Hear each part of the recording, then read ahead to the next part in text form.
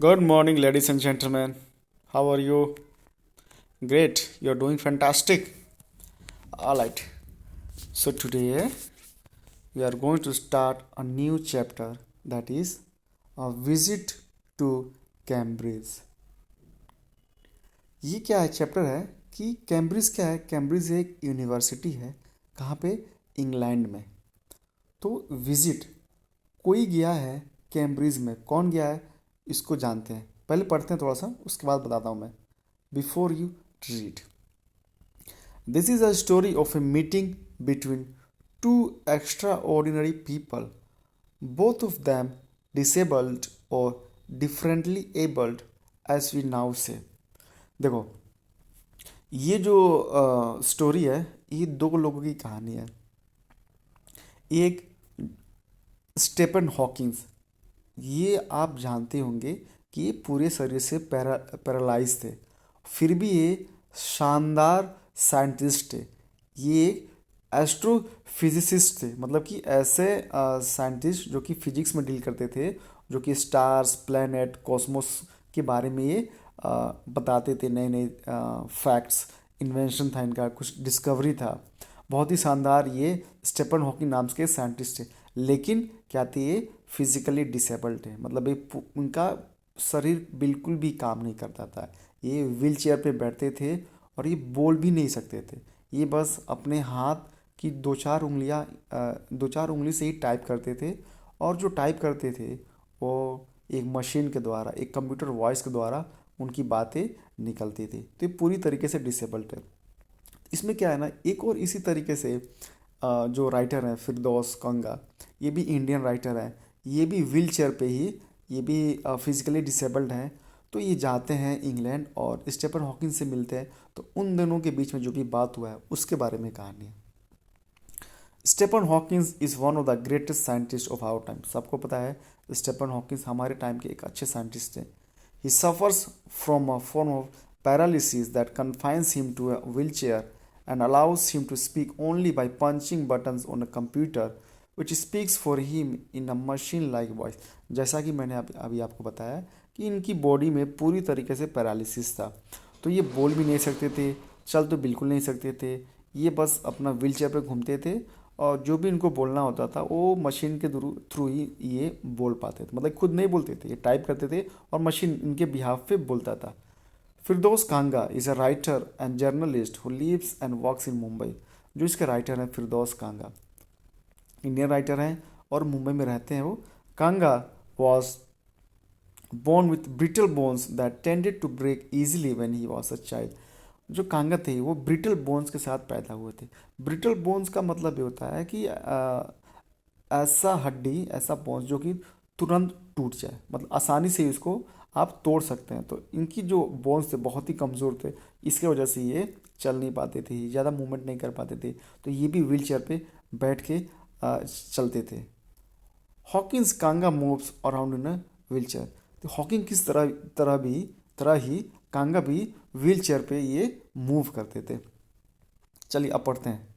Cambridge was my first metaphor for England and it was strange that when I left, it had become altogether something else because I had met Stephen Hawking there। तो जो फिरदौस कांगा हैं, जो writer, वो बताते हैं कि England का मतलब कैम्ब्रिज और कैम्ब्रिज का मतलब इंग्लैंड।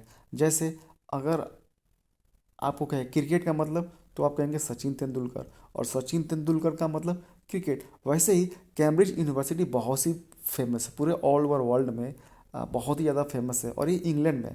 तो इंग्लैंड जब भी आता है कोई, जैसे हमारे यहाँ इंडिया में अगर कोई आएगा तो ताजमहल ज़रूर देखेगा, वैसे अगर कोई इंग्लैंड में जाता है तो कैम्ब्रिज ज़रूर जाता है। तो इनके लिए एक मेटाफर था, मतलब एक इनके लिए ग्रेट एग्जाम्पल था कि इंग्लैंड मतलब कैम्ब्रिज। लेकिन जब वो वहाँ से वापस आए तो इनका जो देखने का नज़रिया था इंग्लैंड का, कि इंग्लैंड जाना है तो कैम्ब्रिज जाना है, तो इनका ये नज़रिया मतलब बदल चुका था। क्यों? क्योंकि ये वहाँ पे स्टेफन हॉकिंग से मिले थे।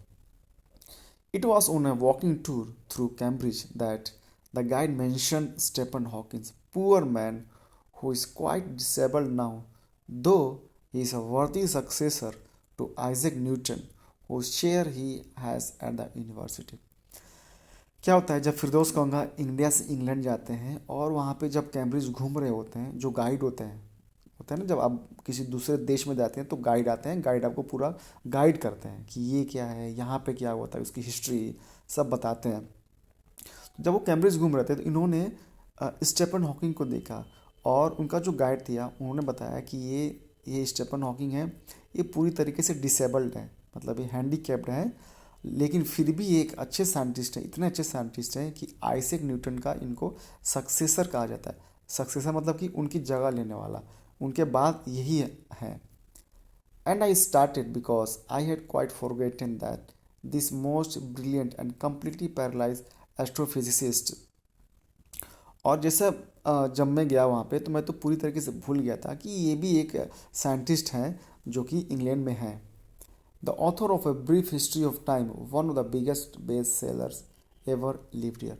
और मैं तो भूल ही गया था कि स्टेफन हॉकिंस भी इंग्लैंड में रहते हैं, जो कि एक बहुत ही अच्छा book, a brief history of time, A biggest best sellers रहा है। मतलब कि ये बहुत सारे बुक्स खरीदे जाने वालों में से एक बुक ये है, a brief history of time. When the walking tour was done, और जब मैं कैम्ब्रिज घूम लिया, I rushed to a phone booth and almost tearing the coat so it could reach me outside phone Stephen Hawkins house.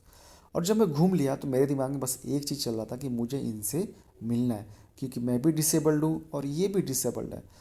और ये disabled होने के बाद भी इतने अच्छे साइंटिस्ट कैसे बन गए, और इन्होंने अपनी लाइफ में फिजिकली डिसेबल्ड होने के बावजूद भी इतना कुछ कैसे अचीव कर लिया। मुझे उनसे मिलना था और उनका ये जो मिस्ट्री है वो मुझे जानना था। क्या करते हैं, बोल नहीं पाते हैं, चल नहीं पाते हैं, तो मतलब करते क्या है, मुझे इनका ये राज जानना था।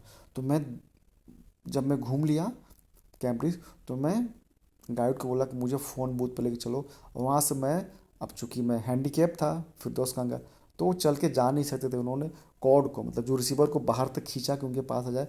उन्होंने फ़ोन किया कहाँ पे, स्टेफन हॉकिंग के घर पे।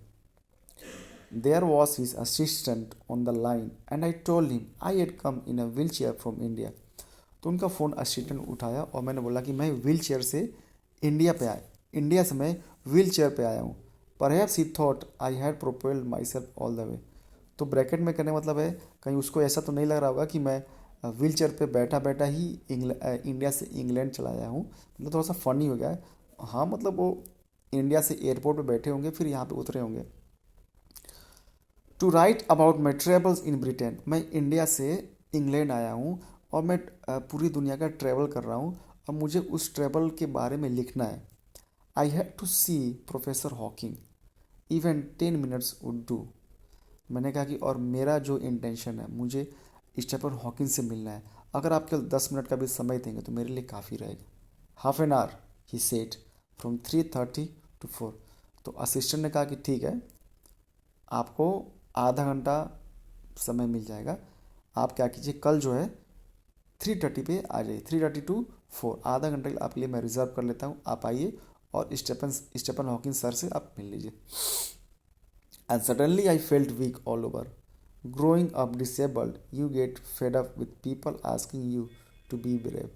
और अचानक से मेरा शरीर और कमज़ोर हो गया, क्योंकि ये अनएक्सपेक्टेड था कि आप तुरंत फ़ोन करते हैं और किसी से मिलना है, वो भी इतने बड़े साइंटिस्ट से मिलना है, और आपको तुरंत समय मिल जाता है। तो ये सब थोड़ा सा इतना एक्साइटमेंट आ गया था फिरदौस कंगा में कि वो थोड़ा सा कमज़ोर महसूस करने लगे। ग्रोइंग अप डिसेबल, तो फिर अपने मन की बात बताते हैं कि इस तरीके से बड़ा होना कि आप पैरालाइज हैं, आप कुछ कर नहीं सकते हैं, दौड़ नहीं सकते हैं, चल नहीं सकते हैं। You get fed up with people asking you to be better. और आप एकदम परेशान रहते हैं। फेड अप मतलब परेशान हो जाए, जब लोग आते हैं और आपको बहुत दया की दृष्टि से देखते हैं, अरे ये तो लंगड़ा है, ये चल नहीं सकता है, दौड़ नहीं सकता है, और सजेस्ट करते हैं कि भाई ब्रेव रहो, ताकतवर बनो। As if you have a courage account on which you are too lazy to draw a cheque. ऐसा लगता है कि मान लो मेरे पास कोई करेज का अकाउंट है और मैं थोड़ा सा आलसी हूँ कि आप जैसे, लोग मतलब ऐसे सजेस्ट करते हैं, जैसे आप किसी अंधे को देखेंगे या फिर लंगड़े को देखेंगे तो आपको, आप सिंपति देंगे उसको, कोई बात नहीं, ज़िंदगी ये है, चलेगा आराम से है। तो ये सब उनको बुरा लगता है, क्योंकि इतनी बार सुन चुके हैं ना कि उनको बुरा लगता है। वो लोग अपना ज़िंदगी कैसे भी ना कैसे करके काट लेते हैं। सिंपति दिखाना ज़रूर चाहिए, ठीक है। तो ये बोलते हैं कि ऐसा लगता है मेरे पास कोई करेज का अकाउंट है और मैं उसको निकालने नहीं जा रहा हूँ। The only thing that makes you stronger is seeing somebody like हो। ये अच्छा बात उन्होंने बोला है कि अगर आपको सच में कोई अंदर से स्ट्रॉन्ग करता है तो क्या स्ट्रॉन्ग करता है कि आपकी तरह आपका सेम कंडीशन में कोई दूसरा आदमी हो और वो आपसे ज़्यादा सक्सेसफुल हो। फॉर एग्जाम्पल, जैसे आपका कोई दोस्त हो, सेम एज हो, सेम फैमिली हो, सेम सर्कमस्टेंसेस हो, सब कुछ हो, फिर भी वो आपसे अच्छा सक्सेस कर रहा है तो आप उसको देखकर ज़्यादा सीखते हैं। ठीक है, चलिए। अचीविंग समथिंग ह्यूज, हाँ, जो कि आपसे ज़्यादा ह्यूज, जो कुछ भी आपसे ज़्यादा अचीव कर लिया है। Then you know how much is possible and you reach out further than you ever thought you could. तब आपको सच में रियलाइज़ होता है कि यस आई हैव पोटेंशियल, मैं भी इस पॉइंट तक जा सकता हूँ, मैं भी ये अचीव कर सकता हूँ। I haven't been brave, said his disembodied computer voice. The next afternoon, I have had no choice. तो क्या होता है, अगले दिन ये 3:30 बजे पहुंच जाते हैं स्टेफन हॉकिंग के घर पे और वहाँ पे बात होता है। क्या बात होता है, तो ये बोलते हैं Stephen Hawking, I haven't been brave के, एक्सक्यूज मी, बोलते कि मैं शुरू से ही बहुत ब्रेव नहीं रहा हूँ। ठीक है, मैं शुरू से बहुत ब्रेव नहीं रहा हूँ। कौन बोलता है, जैसे वो तो नहीं बोल पाते, लेकिन कौन बोलता है, कंप्यूटर वॉइस जो बोलते हैं वो टाइप करते हैं और टाइप करने के बाद मशीन के द्वारा निकलता है। उनका वॉइस भी बहुत ही रोबोटिक निकलता है, बहुत जैसे ह्यूमन नहीं लगता है, उसमें इमोशन नहीं होता है, सीधे स्ट्रेट निकलता है। I have had no choice, कर मेरे पास तो कोई चॉइस ही नहीं था। ठीक है, अगर आप जैसे है, अगर आप पे कोई मुश्किल आ जाए तो दो चॉइस है, या तो भगो या फिर लड़ो।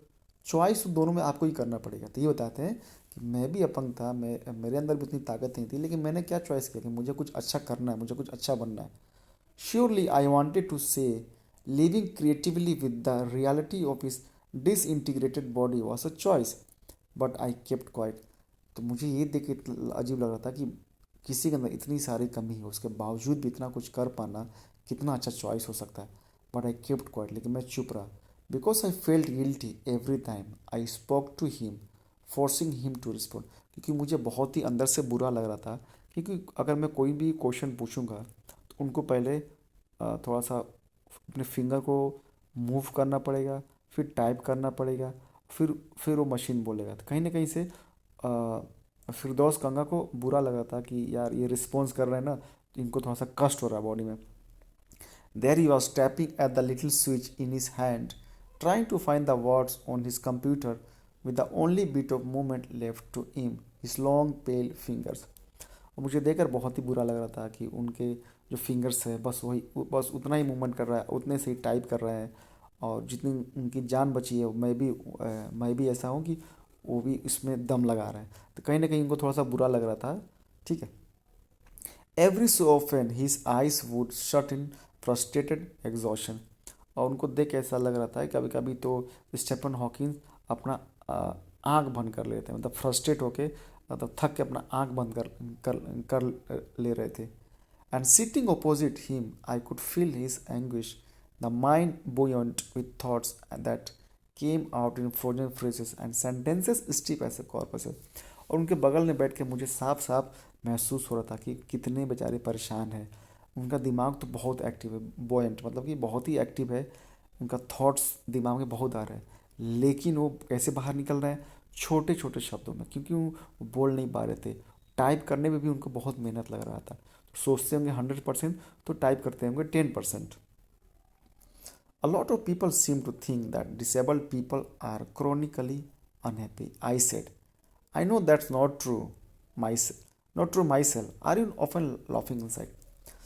तो ऑथर बोलते हैं कि बहुत सारे जो लोग हैं वो क्या सोचते हैं कि जो डिसेबल्ड पीपल हैं, मतलब जो अंधे हैं या फिर जो लंगड़े हैं या किसी भी तरीके से वो हैंडीकैप है, वो क्रोनिकली अनहैप्पी है, मतलब कि हमेशा से ही दुखी रहते हैं, कभी भी वो खुश नहीं रहते हैं। जैसे होता है कि हम भी जब किसी अंधे को देखते हैं या किसी लंगड़े को देखते हैं तो हम लोग को लगता होगा बेचारा इसको ज़िंदगी में बहुत कष्ट है, लेकिन ऐसा होता नहीं है। I said that's not true for my self. और मैंने कहा कि मुझे नहीं लगता है, मैं तो खुश रहता हूँ अपने लाइफ से, ठीक है, कमी है, बट मैं खुश रहता हूँ। Are you open laughing inside? तो स्टीफन हॉकिंग से पूछते हैं, क्या आप अंदर ही अंदर हंसते रहते हैं? About 3 minutes later, he responded, I find amusing when people patronize me. और 3 मिनट के बाद उन्होंने रिस्पॉन्ड किया, क्योंकि 3 मिनट तक टाइप कर रहे थे। उन्होंने लिखा, I find amusing when people patronise me. Patronise मतलब क्या होता है? एक तरीके का सांत्वना देना, ठीक है ना। और बताते हैं, स्टीफन हॉकिंस बोल रहे थे, मुझे बहुत ही अजीब लगता है, कि बहुत ही विचित्र लगता है कि जब लोग मुझे पेट्रोनाइज करते हैं, मुझे सांत्वना देते हैं कि ठीक है, कोई बात नहीं, होता है, चलता है। ये मुझे बहुत अजीब लगता है। And do you find it annoying when someone like me comes and disturbs you in your work? और फिर फिरदौस कांगा पूछते हैं, क्या आप परेशान भी होते हैं जिस तरीके से कोई भी आए आपके पास, आपसे बात करे, जैसे कि मैं अभी आया हूँ समय निकाल के, और मैं आपको डिस्टर्ब कर रहा हूँ, आपको काम नहीं करने दे रहा हूँ? The answer flashed yes. तो उन्होंने कहा बहुत ही ईमानदारी से, हाँ जी बिल्कुल। Then he smiled his one way smile and I knew without being sentimental or silly that I was looking at one of the most beautiful men in the world. और जब उन्होंने यस बोला तो मैंने देखा कि थोड़ा सा स्माइल कर रहे हैं, क्योंकि जब किसी को पैरालिसिस हो जाता है तो एक ही जैसे खुल के हंस नहीं पाते हैं, साइड से स्माइल कर पाते हैं। और मैंने उनको स्माइल देखा, और मैंने देखा कि बिना सेंटिमेंटल हुए, बिना सिली हुए, बिना बेवकूफ़ी भरी हरकत हुई, मैंने क्या देखा कि दुनिया का सबसे सुंदर आदमी मैं उस समय देख रहा था, क्योंकि पूरी तरीके से ईमानदार थे और पूरी तरह से स्पष्ट थे वो। और first glimpses of him is shocking because he is like a still photograph. पहली बार जो झलक मिलता है देख के थोड़ा सा शॉकिंग होता है, ऐसा लगता है कि कोई फोटोग्राफ है चेयर पे रख दिया है, as if all those pictures of him in magazines and newspaper have turned three dimensional। ऐसा लगता है कि जितने भी उनके फ़ोटोज़ हैं मैगज़ीन में, न्यूज़पेपर में, सबका क्या हो गया है? 3D हो गया है, थर्ड डायमेंशनल कर दिया गया वो। कहने मतलब क्या है कि वो पैरालाइज थे, तो चेयर पर बैठे रहते थे, ना ही मूव करते थे, ना ही बात करते, ना ही रोटेट करते थे।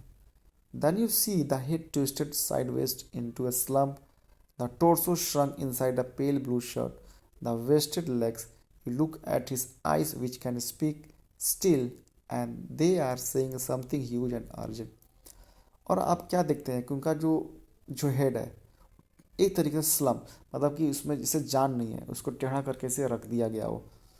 और जो टोर्सो है, टोर्सो मतलब अपर बॉडी, और ऐसा लगता है कि जो अपर बॉडी है उसको किसी ब्लू शर्ट में उसको ठूस के भर दिया गया हो, स्टील और एकदम से, मतलब एक ही तरीके जैसे कैसे पत्थर खड़ा रहता है उसी तरीके से। एंड जब उसकी आप आंखें देखते और उनका जो लेग्स है बिल्कुल भी नहीं हिल रहा है, और जब उनकी आंखें देखेंगे ऐसा लगेगा कि आंखें उनकी बहुत कुछ बोल रही है। It is hard to tell what, और ये बहुत ही मुश्किल है कि बता पाना क्या बोल पा रही है। But you are shaken because you have seen something you never thought could be scene.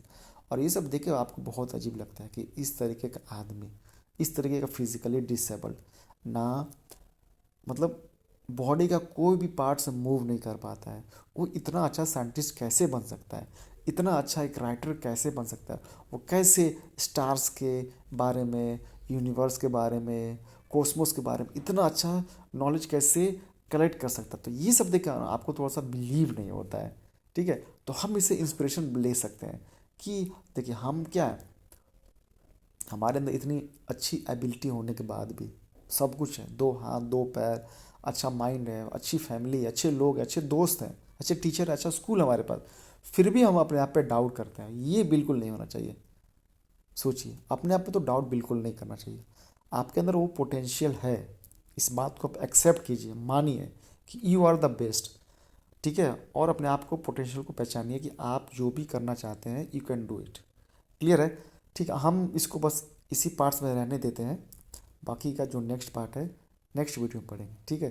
तो करना क्या है, आपको पेंसिल लेके बैठना है, फिर से उसको लाइन बाय लाइन पढ़ना है और इसका जो भी एक्स्ट्रा मीनिंग उसको नोट डाउन करना है, जो भी क्वेश्चन सर अभी तक मैंने पढ़ा है उसको भी लिख के भेजना है, ठीक है बेटा। चलिए एंजॉय कीजिए, मिलते हैं नेक्स्ट वीडियो में। Till then bye bye.